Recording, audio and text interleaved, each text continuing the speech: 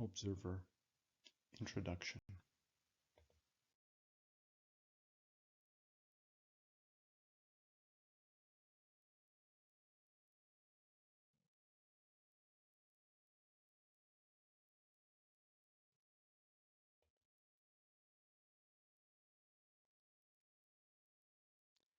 In case you didn't notice, let me tell you, there is a lot of stuff out there. Think just about the stuff coming from the external world through your senses. You have 5 sensory systems transmitting information from the eyes, skin, ears, nose, and taste buds. The numbers are like this. Can you imagine? 11 million bits of information per second just from the senses? Let's wait for a second to contemplate the enormity of the number. Now, tell me, how many bits of information are you actually conscious of? Do you feel like in the movie Limitless that you can process instantaneously large streams of data?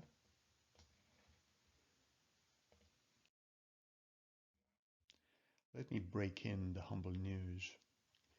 During intelligent or conscious activities, such as reading or piano playing, humans have a maximum capacity of less than 50 bits per second.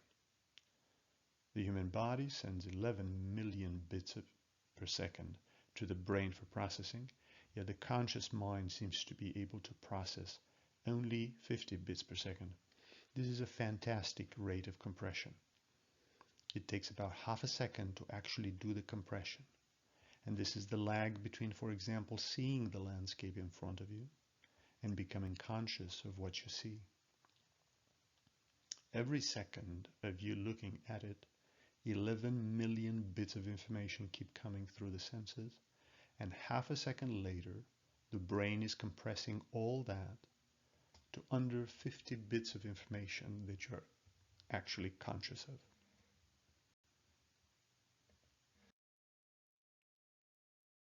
What is the algorithm that shapes that conversion? We are only starting to understand this at the core level. But if you were a betting person, would you guess the algorithm to be ancient, automatic, and reactive, serving the survival of our ancestors in the African savannah?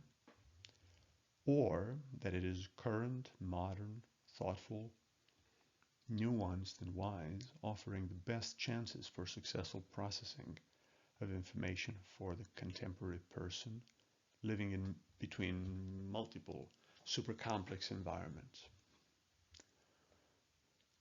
You guessed, you are doing potentially the most important tasks in your life with a piece of software that is hundreds of thousands of years old and possibly full of malware. Our ancient algorithm for compressing information is likely to prioritize information about threats, survival, identifying who is kin and who is foe, finding opportunities for mating, good food, and avoiding poisonous food. It is likely not doing that well with discovering the truth, pondering multi-level complex problems, or discovering the inner dignity of your enemies.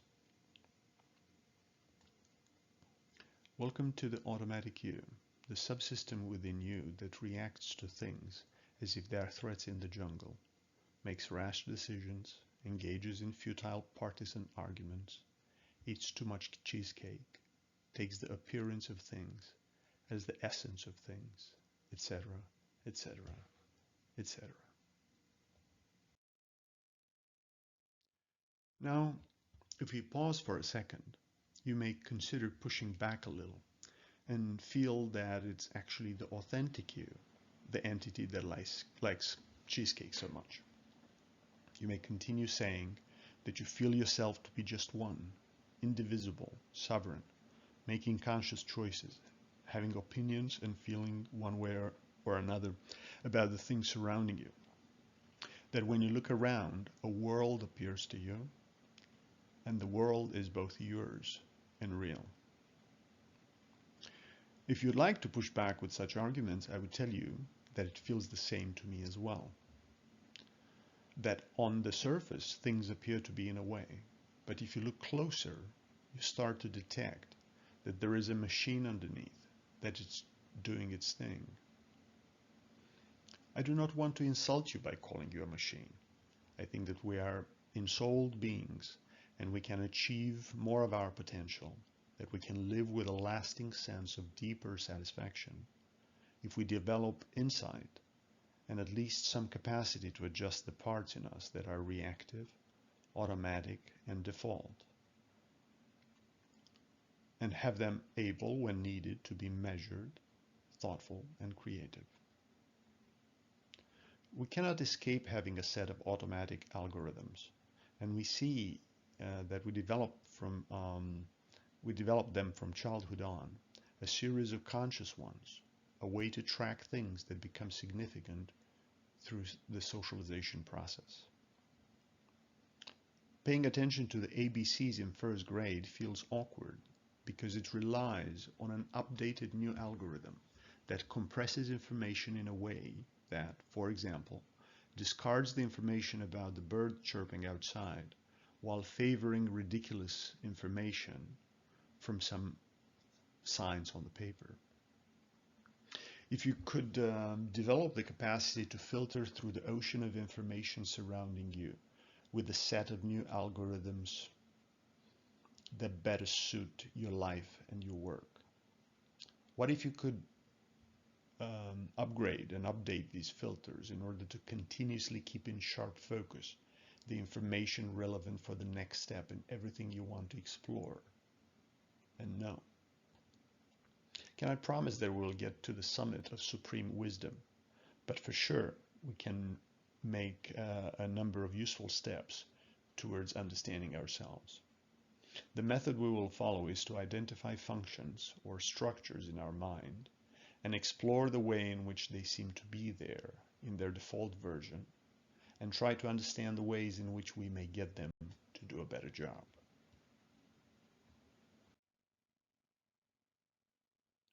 A useful place to go at this point is to talk about naive realism. The default way in which humans think of reality is a way that has been coined, in a not very flattering way, naive realism or direct realism. As a naive realist, I believe firmly that the senses provide me with direct awareness of the objects as they really are. If I look at the chair, I believe that what I see is a chair. And what's wrong with that? The thing is that what you actually see is the image that was created in your mind, brain, so it is a representation of a chair. If you have a dog, he or she is a naive realist. A toddler cannot escape being a naive realist. But you can be an indirect realist and hold the objects of perception are simply representations of reality based on sensory inputs.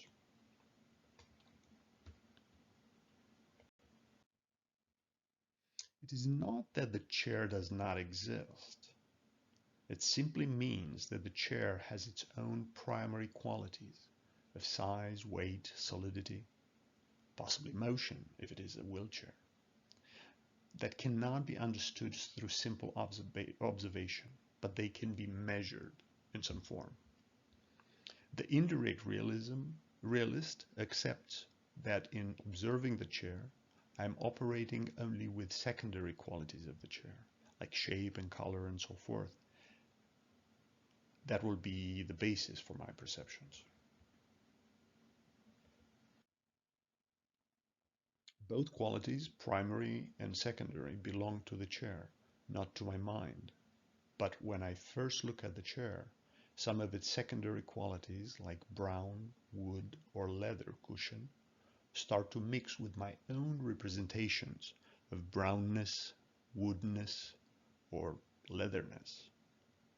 If I'm making the choice to pay attention to the chair, to prioritize the visual, maybe tactile sensory data coming from the chair, of which I can only be conscious of under 50 bits per second, I can gradually improve my perception of the chair.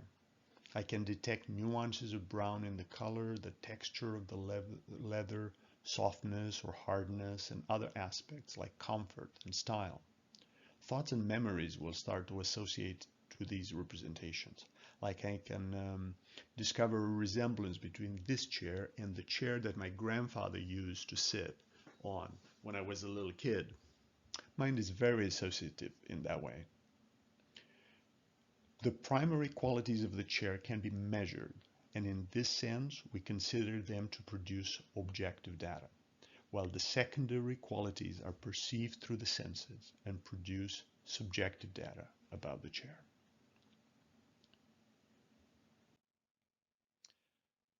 The primary qualities of the chair can be measured, and in this sense, we consider them to produce objective data, while the secondary qualities are perceived through the senses and produce subjective data about the chair.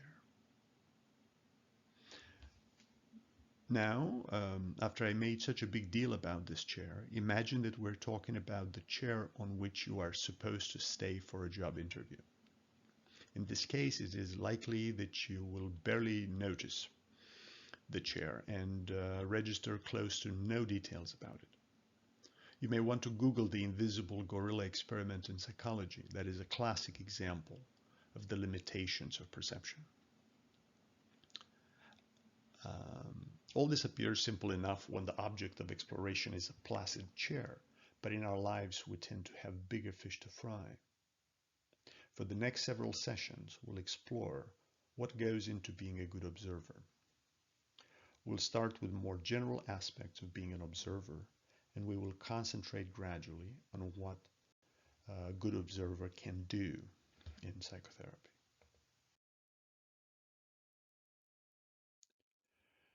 In summary, we can only be consciously aware of a tiny fraction of the reality that is out there.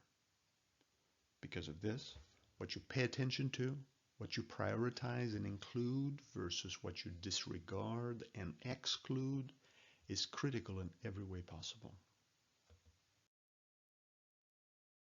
We need to accept that our automatic attention, while very helpful in some situations, it is likely to underperform and lead us astray in many of the situations of modern life.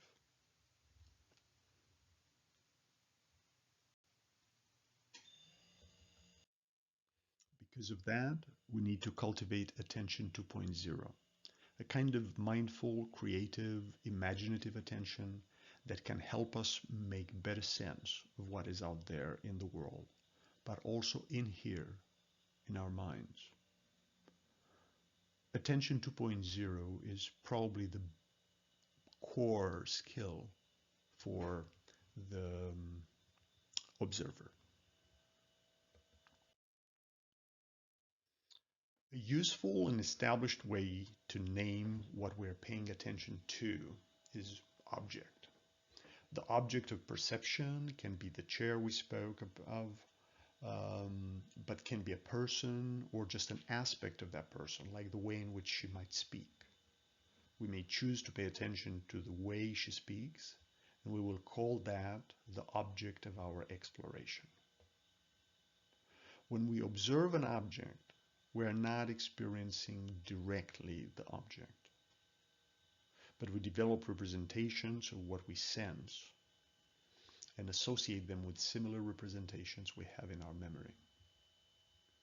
It is tempting to feel that we can apprehend reality directly, but only do it indirectly. We cannot be good observers as naive realists. We need to let go of that illusion.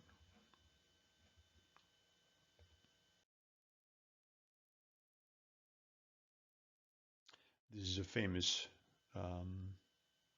work of René Magritte from 1928, in which there is this apparently surprising or even nonsensical image with a pipe and the statement, "This is not a pipe." And indeed, is not a pipe, is a representation of a pipe.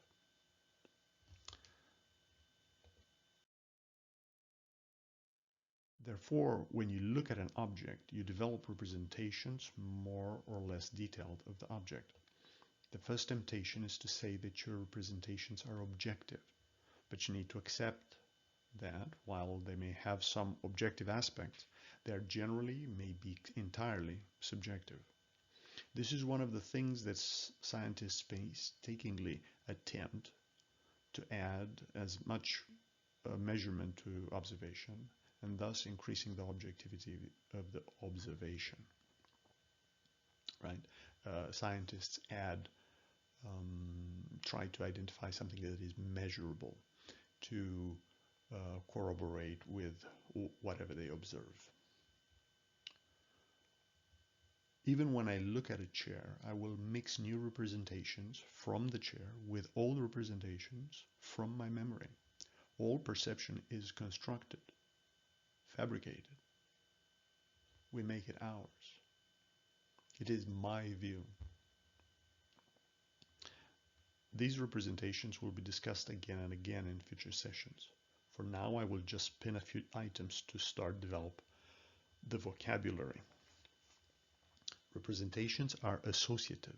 That means that in our heads, most often unconsciously, but sometimes consciously, we associate new with old representations. Often these associative links are metaphorical and symbolical, rather than logical or rational. Some linkings of representations are good in a sense that they help, while others are bad in the sense that they do not. As you may notice, in the mind, objects immediately become words, and these words point to more words. We think that we still think of the real object while we are spinning words in a simulation of our own, often quite different from whatever anybody may call objective reality. A good observer attempts to keep track of these processes and notices unhelpful representations, absent links, or extravagant, excessive links.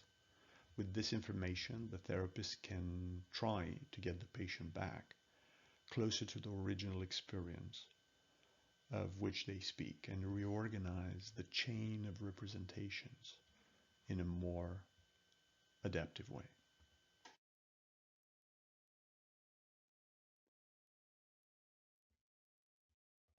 This is, if we imagine that this is the object, right? It can be an actual object, but it can be an experience. Let's say a conversation I had with somebody. Now I develop a representation of that conversation, and that triggers elements from my memory. I combine these two together and I develop another representation, and then I keep reflecting and I develop yet another representation. And of course that may go either in a helpful direction or in a not at all helpful direction. The role of the psychotherapist is often to backtrack as much as possible from wherever the patient may be at the time when they speak, let's say R4, and go backwards and trying to get closer to a better representation of the original experience. That'll be all for now.